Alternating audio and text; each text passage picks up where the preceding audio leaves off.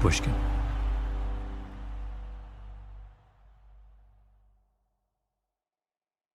Yeah. No, let's talk about you have that fascinating thing about that guy, Krieger, who goes from Germany to Arkansas. Yes, he does. To Fayetteville. Yes. I'm talking to a professor at Yale Law School, James Q. Whitman, about an all but forgotten figure named Heinrich Krieger. In the early 1930s, Krieger was a student in Dusseldorf, an intellectual, who set out for a semester abroad.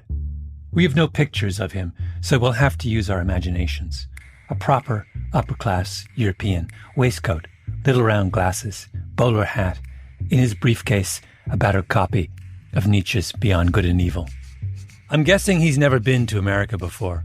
He takes a steamship from Hamburg to New Orleans, the SS Westmoreland, his heart beating furiously with a mixture of apprehension and excitement.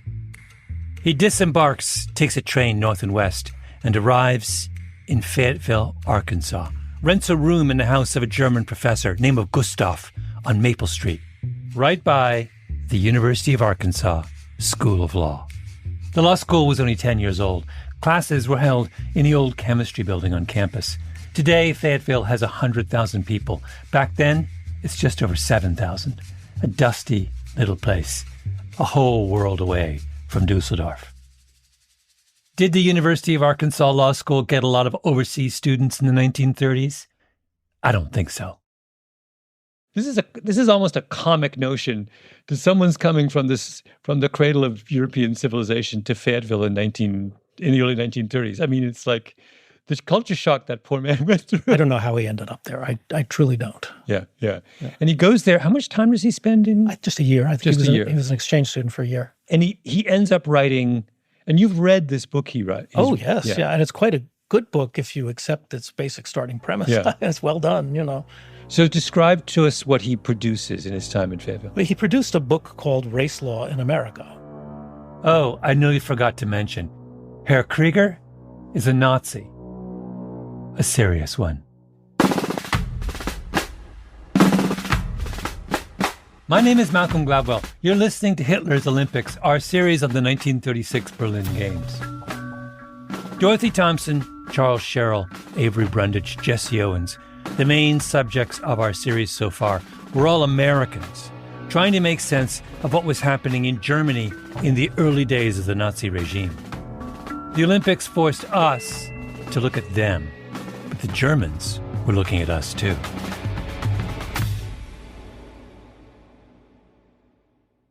The bronze medalist in the men's 400 meters in Berlin was an American named Jimmy Luval.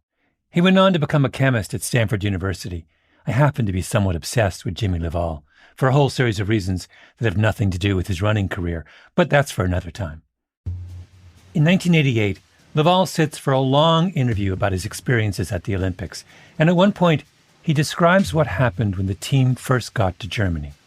Well, we arrived eventually in Hamburg, disembarked. They took us up to the Rathaus and served us. Each of us had a small glass of 25-year-old port. Well, up to that time, I'd never realized how delightful a good wine could taste. This was excellent wine. The Germans saw all these Americans coming from across the ocean and welcomed them with open arms. I mean, you heard all this rigmarole about Hitler, but certainly the German people were as nice as they could be. I had a German colonel invite me out to his home for dinner one night. I had dinner with he and his two daughters and his wife. Very pleasant. Two or three of us went along. We saw no sign of any intolerance of any type. No sign of any intolerance. Jimmy Luval was black. He was from Los Angeles, which in the 1930s was functionally as segregated as Birmingham. In Los Angeles, white people did not invite him to their houses for dinner or give him a glass of 25-year-old port. The runner who took gold in the 400 meters, Archie Williams, was also African-American, also from California. They took us out to this beautiful, looked like a country club, where the Olympic Village, where they had, was landscaped with beauty, and all the buildings were brand new. In fact, It later was to become what amounted to a military academy. And it was set up with the cottage-type barracks, and they had every country had its own dining hall. And since we had one of the largest teams, and we had all the goodies, all the foreign athletes wanted to be our friends immediately. And in addition to that, we had some kind of a card which allowed us to ride any transportation anywhere in Berlin free of charge. All you had to do was just show it to the conductor and sit down, and you could go wherever you wanted to. Sit down and go anywhere you wanted to. If you were black in Los Angeles in the 1930s, you couldn't even go to the beach. We got on the train to go to Berlin. We arrived in Berlin, and there was this mob of young people, with a lot of girls. Wo ist Jesse? Wo ist Jesse? Wo ist Jesse? Oh, yeah? Remember that Jesse had set 4 world records here in the United States that year. So they wanted to see him. Well, Jesse got off the train, and these little girls had scissors, and they started snipping off his clothes. You're kidding. I'm not kidding. It was wonderful. Now, how did Jesse respond to all that? Well, Jesse got back on the train as fast as he could. The Germans were fascinated with the black athletes. The Nazis were probably as obsessed with the way white Americans treated black people as Americans were with the way Nazis treated the Jews, because America had mastered a problem that the Nazis were desperately trying to solve for themselves. Remember Putzi, Hitler's Harvard-educated piano-playing PR guy? He set up Dorothy Thompson's 1931 interview with Hitler, where she concludes that Hitler's eyes have the peculiar shine which often distinguishes geniuses, alcoholics, and hysterics. After Thompson's article, Hitler refused all interviews with foreign journalists for about a year. But finally, Putzi convinced Hitler to sit down with Putzi's best friend from Harvard, a radio commentator from Wisconsin named H.V. Kaltenborn. Putzi and Kaltenborn did theater together in college. Putzi has his friend come to Hitler's chalet in the Bavarian Alps. It's August. The views are gorgeous. Hitler's laundry is flapping on the clothesline in the backyard. Putzi takes a picture of Hitler and his Harvard buddy standing next to each other on the porch. Hitler's all in black, looking very stern. Kaltenborn will later write, he dislikes talking to strangers. Instead of answering an interviewer's questions, he makes excited speeches, thus seeking to create for himself the atmosphere of the public meeting in which he is at home. Kaltenborn asks Hitler about the Jews. For a moment he bored into me with his clear blue eyes, which are his most attractive feature. People were always fixated on Hitler's eyes. You have a Monroe Doctrine for America, he roared at me. We believe in a Monroe Doctrine for Germany. You exclude any would-be immigrants you do not care to admit. You regulate their number. You demand that they come up to a certain physical standard. You insist that they bring in a certain amount of money. You examine them as to their political opinions. We demand the same right.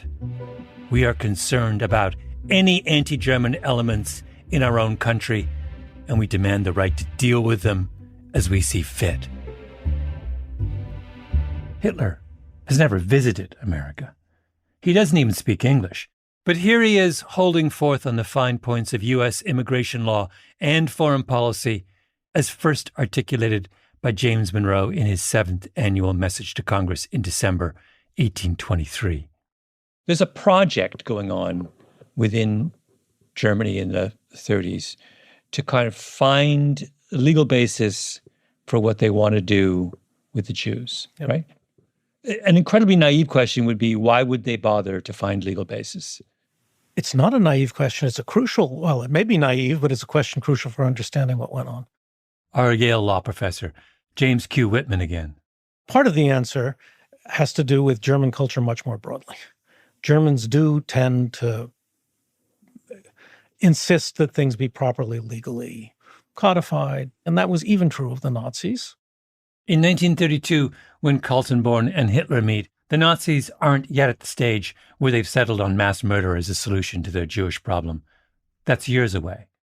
They're still trying to figure out how to marginalize the Jews in a way that seems acceptable. The Nazis, it's important to remember, especially in the early years, had to run a state which was not entirely managed by Nazis. They had to have the German bureaucracy on their side. They had to do things that would appeal to people, most of whom were trained in law and would expect law to govern what was done through the Nazi program. So they looked to the U.S., where the Constitution promised its citizens equal protection under the laws, but where the laws made black people second-class citizens.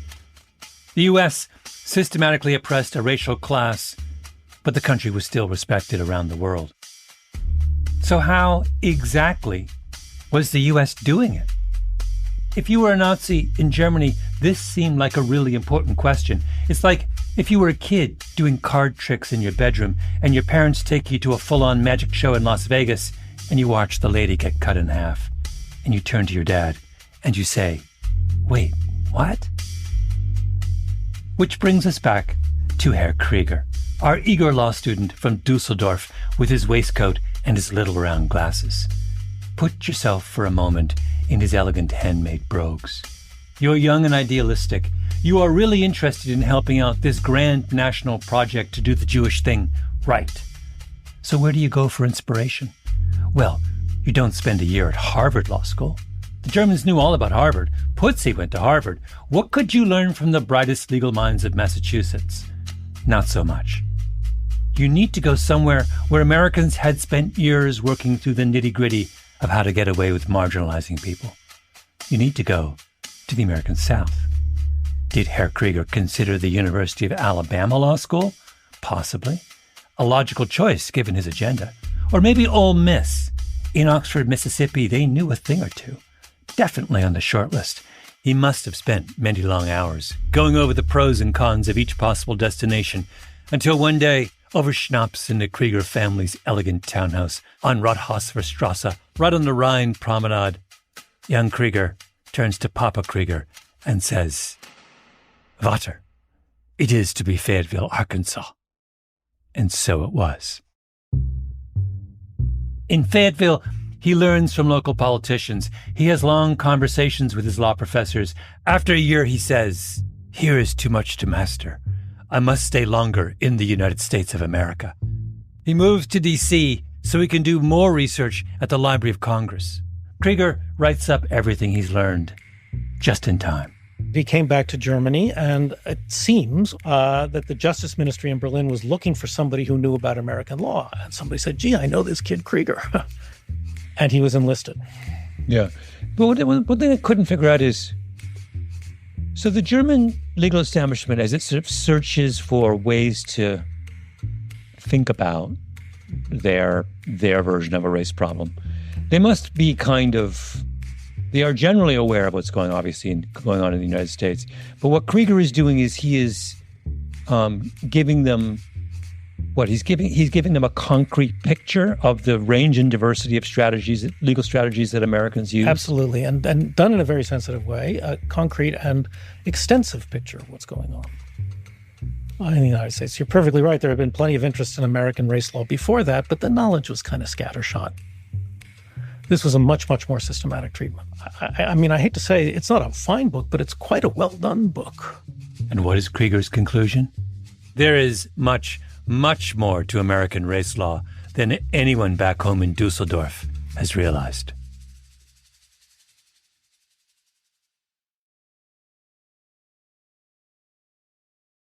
So imagine that there is this guy from Germany who comes over and whatever it is, 33 or 34. What is that man learning about the South? I think if he went to small towns and small communities, what he would find would be very, very complex, unexpected relationships that crossed racial lines, also crossed gender lines. Lisa Lindquist-Dorr is a historian at the University of Alabama and an expert on Jim Crow. I called Dorr because of a fascinating bit of research she did a couple years ago. She collected every example she could find of accusations of black-on-white rape in the state of Virginia between 1900 and 1960. She was interested in what happened to a black man during the high-water years of segregation if he was alleged to have sexually assaulted a white woman. Now, if you remember To Kill a Mockingbird, You'd assume that any black man accused of raping a white woman in the South ended up dead. But that's not what Lisa Lindquist Dorr finds. She looks at 288 cases. 17 of the accused are killed through extralegal violence. They're lynched. 50 are executed by the state. 48 people get sentenced to the maximum prison sentence. 52 get 5 years or less. But 121, 42%, the largest of all categories, are either acquitted, pardoned, or paroled. Take, for example, a 1931 case involving a black man in Norfolk, Virginia, named William Harper. A woman named Dorothy Skaggs, who was married to a sailor, left her home to go to a guitar lesson. And she later testified in court that while walking along the street, she was struck on the head, dragged into an alley, and raped by a black man. William Harper was arrested. He was identified. His trial was very predictable, and he was sentenced to death. And then the defense revealed new evidence. And he was given a new trial. And at the second trial, Harper produced 6 white witnesses who testified that on the night in question, Dorothy Skaggs was not on her way to a guitar lesson, but was at a roadhouse across state lines in North Carolina, drinking and dancing with a man who was not her husband. Harper was quickly acquitted, but the case was not over. Dorothy Skaggs and a white woman who corroborated her story of rape were brought to trial on charges of perjury. Both were initially convicted and sentenced to 5 years in prison, but both eventually were granted new trials and subsequently acquitted. So you almost... It's like a mess. It is, right. For the white men of Virginia, clearly, there are 3 separate considerations here. First, there's a black man who might have raped one of our own. That makes us really unhappy. But wait, she also cheated on her husband. That also makes us unhappy. And then, hold on, should we really make a practice of just out and out believing a woman who says she's been raped? Because once you start going down that road, I mean, God knows where that ends. If segregation was, if the foundation of it was simply white supremacy, it gives white men one card to play. But what you're describing is they have 2 cards they can play, and they can choose when they play them. And if it suits their interests, they can either use the male card or the white card. Right. And not only that, they always have the 2 cards, that even women who they claim an assault and they're believed in court and the guy goes to prison, if they do anything even subsequently, men can continue to play that men card and say, oh, now we don't believe her anymore. Look what she has done. She has behaved poorly. The point is that Jim Crow isn't really systematic. Not in Virginia or Arkansas or anywhere else. It's not some rigid set of rules. It's a jerry-built contraption with a million different exceptions and contradictions, which allows you to lynch the black guy when you want, or go the formal legal route and have him executed, or, if the whole thing feels a little too complicated, just blame the accuser. It is not so rigid and brutal that every instance of misbehavior causes a crackdown. And that's, in your mind, that's why it survives as long as it does. Right. It's flexible.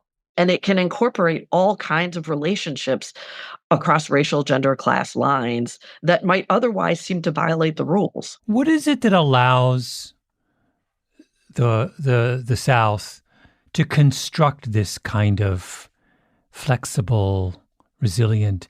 I mean, you know, I'm thinking back to our German who comes over to the South. When our German goes home, much of what he reports, the Nazis find shocking. And the thing they find shocking is the very thing you're describing, that they think what they need to have is a very clear, consistent rule, which they follow to the letter. And what they can't get over is this idea that it's just kind of discretionary. It appalls their legal minds. Oh, I'm sure. So I was just curious, how did they get there? Is it because their world was so messy that they had to accommodate that messiness? I suspect so, because whites don't want to lose all the benefits they get from African Americans, whether it's buying their stuff or having them work in their houses or on their farms. White Southerners very much want to be able to benefit from and profit from system based on white supremacy. And yet to do that, it's going to incorporate all sorts of interactions all the time in their daily lives that are often incidental, very difficult to police. This is what Heinrich Krieger reads about in the law library at the University of Arkansas, and then later at the Library of Congress. He reads court cases, state constitutions, and criminal codes. He may well have read about that William Harper case. It was all over the newspapers. What's the right word to describe the way he makes sense of what he finds in that year in Fayetteville? Is it surprise? Is it shock? Yeah, that's a great question. It's very hard to read him because on the one hand, he shows a certain level of admiration and support for what he sees in the United States. That is to say, a racial awareness that he detects in the South. Like, people know we are white. We know that there are racial others. We have to deal with it. But he's also strangely disgusted with the way the United States handles it. I'm talking to the historian Jonathan Weisen, another of the scholars fascinated by Heinrich Krieger's time in the South. On the one hand, he's approving, and on the other hand, he's surprised by the violence. Krieger is appalled by lynch mobs, but he's a Nazi. It's not the racial violence that bothers him. The thing about lynching that he can't take is that it's so messy and disorganized. What are the rules?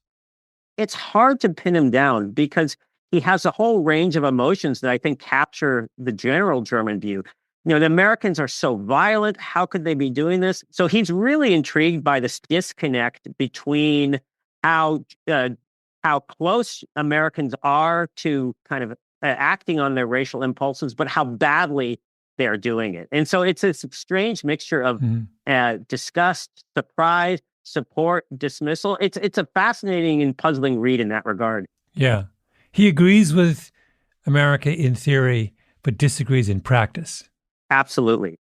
Krieger actually writes an article on that for the George Washington University Law Review about the way the U.S. handles Native Americans. And if you ask Krieger to sum up what he concluded in that article, he would have said, "Lass mich nicht anfangen." Don't get me started. The Olympics are this chance, like this moment where the whole world is put into dialogue in some way with Nazi Germany before it's just painfully obvious what they're going to be. I'm talking to Ben Nadaf Hafrey, my partner in this series on Hitler's Olympics. Midway through, Ben and I realized that we weren't all that interested in what happened at the Olympic Games, who won what, and all that. We were interested in what was going on around the Olympic Games, the contortions the Americans had to go through to justify going to Berlin at all. And Krieger's time in Arkansas is just a flip side of what we've been exploring all along. Almost every episode we have is about an encounter between a German and an American. And the kind of complicated, tangled ways in which each party strives to make sense of what happened or make sense of the other. And it's a hugely important moment for the U.S. and Germany because the U.S. is the ascendant power in the world, and Germany is at a moment in its history when it desperately wants to be the other, right? The other great superpower. And I think that's what we're describing here. Yeah, I think that's true. And I think that the broader significance of that to me is the sort of implication of the Dorothy Thompson who goes Nazi question, which is that the wrong understanding and the popular understanding of World War II is that the Nazis kind of come out of nowhere and are this singular evil who then must be defeated, and then good triumphs, and that's that. And of course, it's not the case. I mean, they are profoundly evil, but they're not actually that singular, and neither is the fascist impulse. Lass mich nicht anfangen. Don't get me started.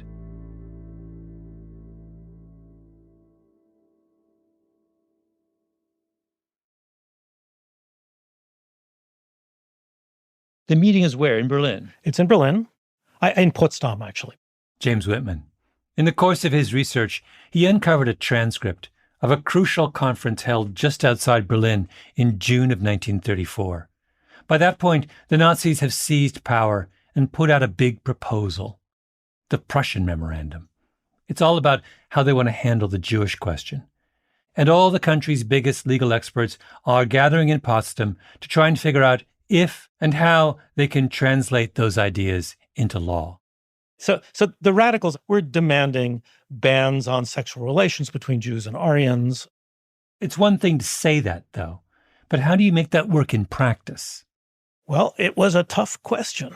You know what? It remains a tough question now. The Nazis were having, understandably, a great deal of difficulty determining who would count biologically as a Jew. It's worth emphasizing that they didn't know anything about genetics, right?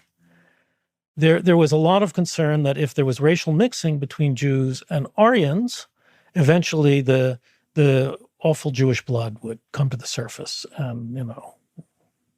There were others who thought that whatever the Jewish blood was, it would be swamped in any case if there wasn't very much of the mixing. But nobody really knew. The scientists who were involved complained that there's absolutely no physiological way of determining who's a Jew. Yeah. So the fundamental problem here is, how do I erect a legal system which seeks to, create a second-class status for Jews when I don't know what a Jew is? So who's thought about this issue? Well, of course, the Americans had. And Heinrich Krieger had just written it up in his recent book, Race Law in the United States. It would become Krieger's great contribution to Nazi ideology. He gave them a concrete understanding of the American way of prejudice, a legal understanding, something you could start from if you were interested in building a whole new system of racism from scratch.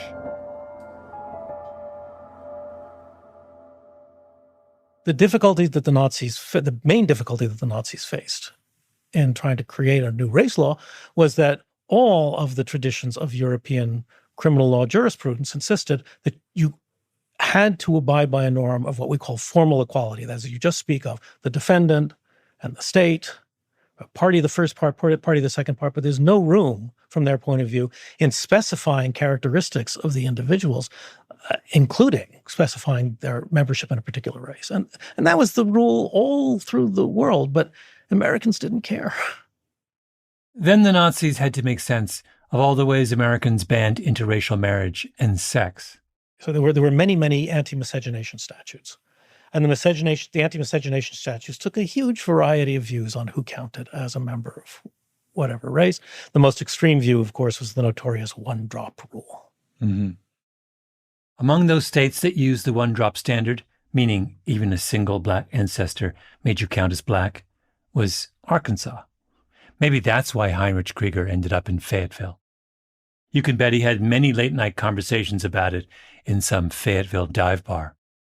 In states where there was no one-drop rule, well, there was just a very un-Teutonic patchwork of laws.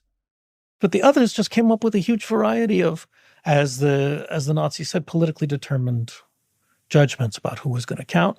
What's more, and very interestingly to the radical Nazis, the question was effectively left to a kind of judicial discretion. Somebody appears in court and the question is, does everybody regard this person as black or does this person kind of look that way to me? And that seemed extremely appealing to the radical Nazis. Mm-hmm. Mm-hmm. Just cut the whole knot by making a political decision on the spot. Yeah. So they're kind of liberated by American indifference to legal formalities on this question. As many Europeans who come to study in this country still are. Yeah. Think about all the crucial meetings that led to the American decision to send athletes to the Games. Charles Sherrill goes to Vienna and convinces the German delegation to commit, in principle, to including Jews on their team. Then, when it seems like the Germans might not be keeping their word, Avery Brundage goes over to visit them, and the Nazis convince him that what they're doing to Jewish athletes is no big deal. Then Sherrill goes back to see the Nazis a second time and brokers the grand bargain. Just put this half-Jewish fencer, Helene Mayer, on your Olympic team, and everything will be fine. Jesse Owens decides to go to the Games and gets hugged on the field by his German competitor, Lutz Long, and builds a myth out of it. We understand what is motivating all of them. Brundage wants a seat on the International Olympic Committee. Cheryl is surfing the endless waves of his own ego. Jesse Owens is trying to justify his decision to go to the games. But what of the Nazis on the other side of the table? The easiest answer is that they're con men. They played the Americans' first song. They meet Cheryl and Brundage and say to themselves, "Oh my God, these guys are children, puppets." But I don't think that's right.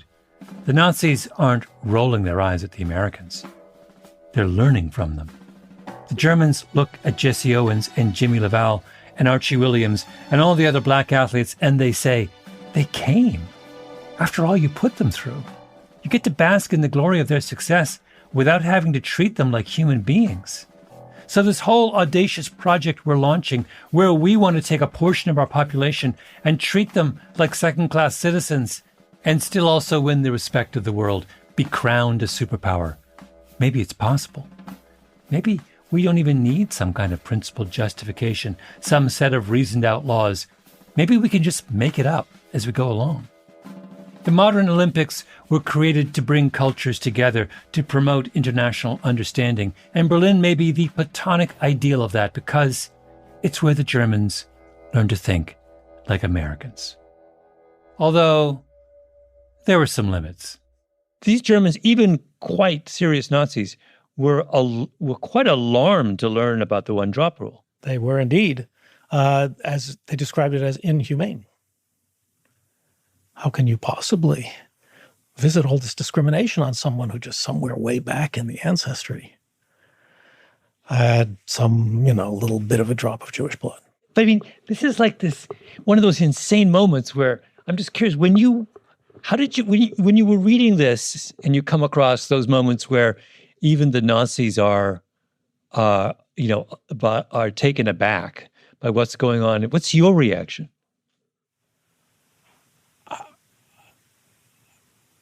My reaction was, well, good Lord. I mean, who would have imagined that there was American racism that went too far for Nazis? And where do you suppose Heinrich Krieger goes after he's done with his mission to the American South? South Africa, to study apartheid. Heinrich Krieger reminds us that you can't tell the story of the 1936 Olympics by focusing just on the 1936 Olympics. That's what Ben and I started to understand. You have to broaden the lens. And in our next episode, we turn the clock back to 1932 and ask the same questions we've been asking of Berlin about the games that came before Berlin. A little thought experiment that will take us to Los Angeles for a drive down Olympic Boulevard.